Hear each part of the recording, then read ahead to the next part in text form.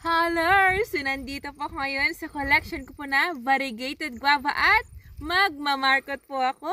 So, lapit po kayo at tignan po ninyo kung paano po ako magmarkot po neto.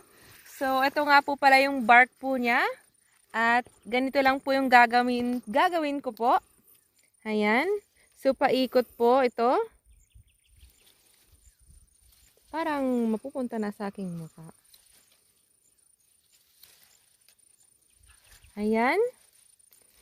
So, tatanggalin po natin ang skin niya, yung bark po neto. Ayan. At nakikita po ninyo ang inner or ito po yung cambium layer po na tinatawag.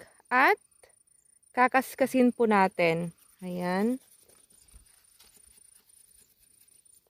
Ayan. So, ganito lang po yung ginagawa ko po kapag nagmamarkot po ako ng variegated po na bayabas po. At syempre, ang susunod po ay ito po ang aking medium po.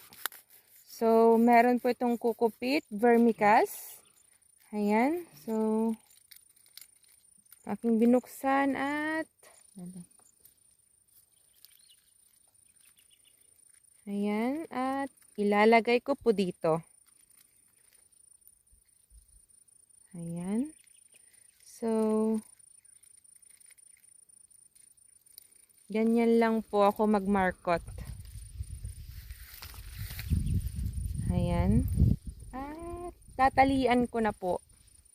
O, diba? So, maghihintay na lang po tayo.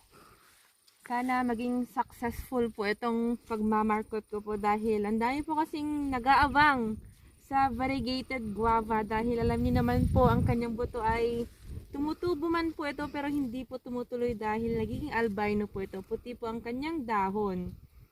Ayan, so ayan na po. O, diba?